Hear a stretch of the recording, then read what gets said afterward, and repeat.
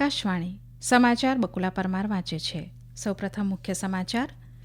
કેન્દ્રીય ગૃહમંત્રી અમિત શાહે આસામમાં અત્યાધુનિક લચિત બરફુકન પોલીસ એકેડેમીનું ઉદ્ઘાટન કર્યું.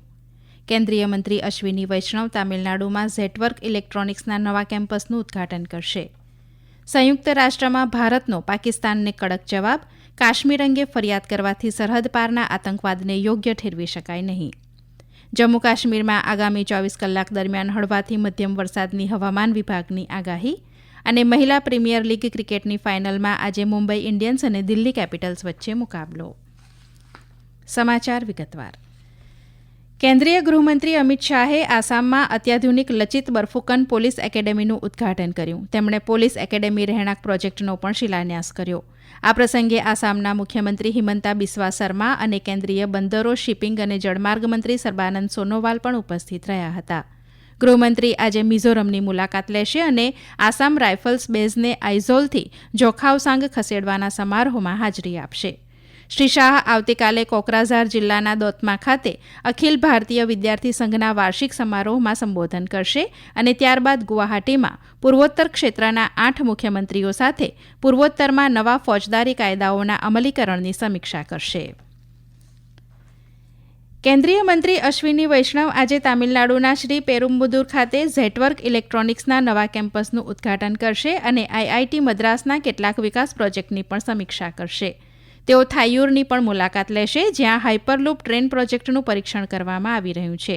બાદમાં તેઓ અદ્યાર ખાતે આઈઆઈટી મદ્રાસ કેમ્પસની અને સેન્ટર ફોર ઇનોવેશનની મુલાકાત લેશે.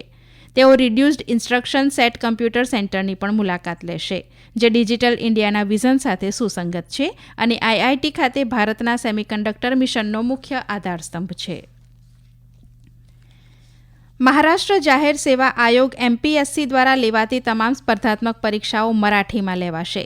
મહારાષ્ટ્રના મુખ્યમંત્રી દેવેન્દ્ર ફડણવીસે રાજ્ય વિધાન પરિષદમાં શિવસેનાના ધારાસભ્ય મિલિંદ નોર્વેકર ઉઠાવેલા પ્રશ્નના જવાબમાં આ જાહેરાત કરી હતી.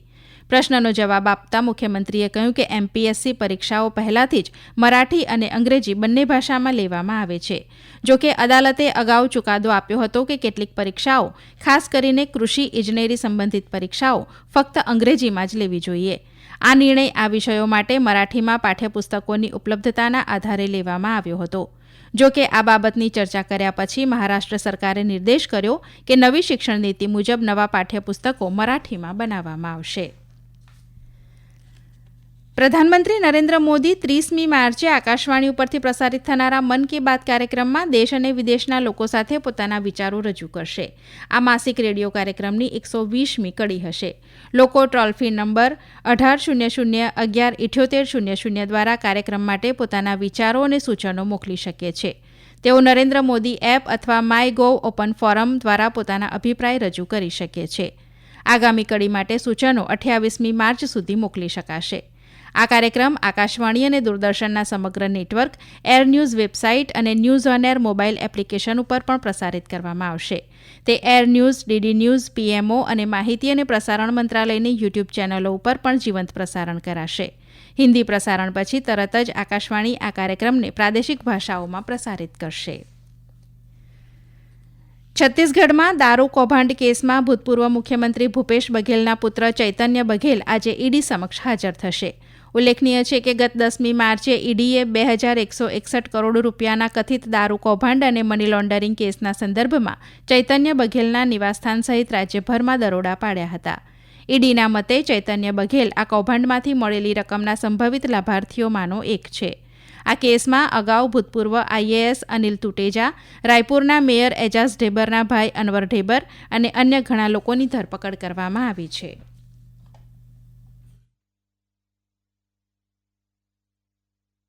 આ સમાચાર આપ આકાશવાણી ઉપરથી સાંભળી રહ્યા છો. આ સમાચાર આપ અમારી YouTube channel AIR news Gujarat ઉપર પણ સાંભળી શકશો. વધુ સમાચાર માટે અમારી વેબસાઇટ newsonair.gov.in/gujarati અને અમારા એક્સ હેન્ડલ AIR_news_ABAD ને ફોલો કરશો.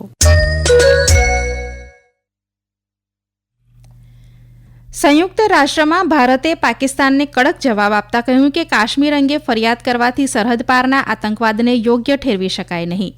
પાકિસ્તાનની માનસિકતાની નિંદા કરતા ભારતના કાયમી પ્રતિનિધિ પી હરીશે જણાવ્યું કે આંતરરાષ્ટ્રીય મંચો ઉપર કાશ્મીર મુદ્દાને ઉઠાવવાથી સરહદ પારના આતંકવાદને ન્યાયી ઠેરવી શકાય નહીં અથવા આ ક્ષેત્ર ભારતના અભિન્ન અંગ હોવાની વાસ્તવિકતા બદલી શકાય નહીં. ગઈકાલે આંતરરાષ્ટ્રીય ઇસ્લામોફોબિયા સામે લડવા માટેના દિવસ નિમિત્તે મહાસભાની અનૌપચારિક બેઠક દરમિયાન પાકિસ્તાનના ભૂતપૂર્વ વિદેશ સચિવ તહેમીના જંજુઆએ કાશ્મીર મુદ્દો ઉઠાવ્યો તેના ઉપર તેઓ પ્રતિક્રિયા આપી રહ્યા હતા. શ્રી હરીશે કહ્યું કે તેમની આદત મુજબ પાકિસ્તાનના ભૂતપૂર્વ વિદેશ સચિવે આજે ભારતીય કેન્દ્રશાસિત પ્રદેશ જમ્મુ અને કાશ્મીરનો અયોગ્ય ઉલ્લેખ કર્યો. પાકિસ્તાન અંગે તેમણે કહ્યું કે આ દેશની કટ્ટરવાદી માનસિકતા અને ઉગ્રવાદનો રેકોર્ડ જાણીતો છે. તેમણે કહ્યું હતું કે આવા પ્રયાસો એ વાસ્તવિકતા બદલશે નહીં કે જમ્મુ કાશ્મીર ભારતનો અભિન્ન ભાગ હતો, છે અને હંમેશા રહેશે. આજે વિશ્વ ગ્રાહક અધિકાર દિવસ છે. આ દિવસ દર વર્ષે 15મી માર્ચે ગ્રાહકોના અધિકારો અને તેમના રક્ષણની જરૂરિયાતની યાદ અપાવવા માટે ઉજવવામાં આવે છે. આ દિવસ બધા ગ્રાહકોના મૂળભૂત અધિકારોને પ્રોત્સાહન આપવા અને તેમને તે અધિકારોનું સન્માન અને રક્ષણ કરવા પ્રોત્સાહિત કરવાનો પણ એક અવસર પૂરો પાડે છે. અમારા સંવાદદાતા જણાવે છે કે વિશ્વ ગ્રાહક અધિકાર દિવસ 2025ની થીમ છે ટકાઉ જીવનશૈલી માટે ન્યાયોચિત પરિવર્તન. આ અંગે સાંભળીએ અમારા સંવાદદાતાનો એક અહેવાલ.